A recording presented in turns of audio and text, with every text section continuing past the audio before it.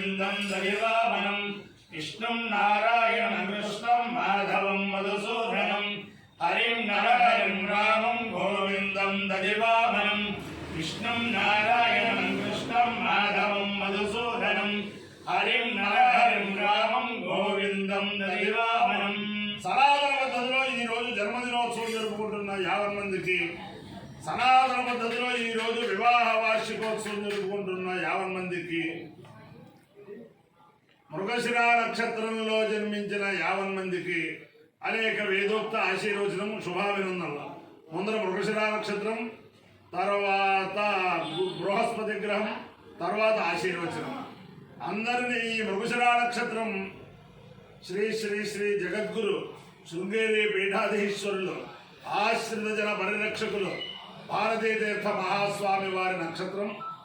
వారి యొక్క దివ్యానుగ్రహం చేతను తత్కర కమల సంజాతులు శ్రీ శ్రీ శ్రీ జగద్గురు విధుశేఖర భారతీ మహాస్వామి వారి దివ్యానుగ్రహం చేతను 50 మంది ప్రజలు సుఖ సంతోషాలతో ఉండాలని ఆకాంక్షిస్తూ అందరినీ కూడా గోదావరి మండలాంతర్గత ఇరగవరం గ్రామ సమీపస్థిత కొత్తపాడు గ్రామస్థిత హనుమత్ సీతాభద్రలక్ష్మణ పరివార సమేత శ్రీ రామచంద్రమూర్తి సదా కాపాడాలని ఆకాంక్షిస్తూ విశేషం ఏమిటంటే శ్రీ శ్రీ శ్రీ జగద్గురు భారతీ తీర్థ మహాస్వామి వారు వారి యొక్క పర్యటనలో సుమారు 30 సంవత్సరాల క్రితం ఇరగవరం వచ్చి మా గృహం నుంచి పాలేశ్వర స్వామి దేవస్థానం, కేశవ స్వామి దేవస్థానం దగ్గరాల శ్రీరామచంద్ర ప్రసాద్ గారు వారి ఇంటి దగ్గరికి వెళ్ళి ఆ వారి గృహం పావనం చేసి పాలేశ్వర స్వామికి కేశవ స్వామికి కూడా అర్చన చేసి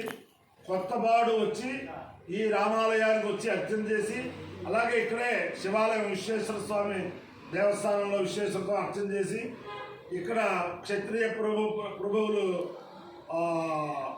పెనుమత్స నారాయణరాజు గారు, పెనుమత్స సుబ్బరాజు గారు వారి ఇంటికి వెళ్ళి వారి గృహంలో పావనం చేసి ఇక్కడి నుంచి గాంధీరాజు గారు పాలకోడేరు తీసుకెళ్ళారు.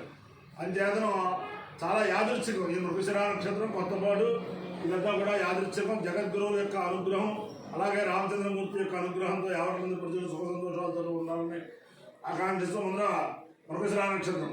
ఓం సోమో రాజా మృగశీరుషేణ ఆగన్నో శివం నక్షత్రం ప్రీమస్య ధామ ఆప్యాయమానో బౌధాజనేషు రేత ప్రజా యజమానే దదాతు యత్తే నక్షత్రం మృగశీరుషమస్తి ప్రియగుం రాజం ప్రియతమం ప్రియాణాం తస్మై తే సోమ హవిషా విధేమ శన్న ఏధిత్యుపదేశం చతుష్పదే సోమో వారకామేత ఓషధేనాగం రాజ్యమభిజేయమితి సేతకం సోమాయ మృగశీరుషాయ శ్యామాకం జరుం వయసి నరోబుధు తదో వై స ఓషధేనాగం రాజ్యమభ్యజేతు సమానానాగం హవై రాజ్యమభిజేతి ఏతేన అభిజాయతి దేవ దేవం వేద సోత్రజుహోతి సోమాయ స్వాహా మృగశీరుషాయ స్వాహా ఇన్వకాభ్య స్వాహౌషధేభ్య స్వాహా రాజ్యాయ స్వాహా విధిత్యై స్వాహేతి అధిదేవత ప్రత్యధిదేవతా సహిత మృగశీర్ష నక్షత్రాధిష్టాన దేవతానుగ్రహ సిద్ధిరస్తు. బృహస్పతి గ్రహం. ఓం బృహస్పతే అదేదర్యోర్వృమద్విభాజికృతమజ్జలేషు యద్దేదేచ్ఛవసప్త ప్రజాతదస్వాసుద్రవణందే చిత్రం వివిమేత్వ బ్రహ్మ విజ్ఞానం ప్రథమం పురస్సాద్విసీమతస్సురుజో వేనావ సబుద్ధియా ఉపమాస్య విష్టాः సదశ్చయోరిమసదశ్చయోః ఇంద్రం వో విశ్వదస్వరిహవామే జనేభ్యः అస్మాకమస్తు కేవల అధిదేవత ప్రతిదేవతా సహిత బృహస్పతి గ్రహానుగ్రహ సిద్ధిరస్తు. ఓం లక్ష్మీం క్షీర సముద్రరాజనమయాం శ్రీరంగధామేశ్వరీం రాజీభూత సమస్తదేవ వలితాం లోకైకదీపాం గుహాం శ్రీమన్మందరాక్షరభ్యవ బ్రహ్మేంద్రగంగాధరాం రాం త్రైలోక్యకుటుంబేం సరితాం వందే ముకుంద ప్రియాం సిద్ధలక్ష్మీర్మోక్షలక్ష్మీర్జయలక్ష్మీ సరస్వతి శ్రీర్లక్ష్మీర్వరలక్ష్మీ శ్యామసంనామసర్వదా పరాంగజో రాజమభేదముద్రాంకరేవ హంగేం కమలాససాం బాలాకృకోటి ప్రతిభాం జగదీశ్వరీందాం సర్వమంగళమాంగళ్యే శివే సర్వార్థసాధికే శరణ్యే త్ర్యంబకే దేవి నారాయణి నమోస్తుతే. విష్ణుభక్తే చ ధీమహి తన్నో దేవీ ప్రచోదయాత్. అపాయో యజ్ఞియో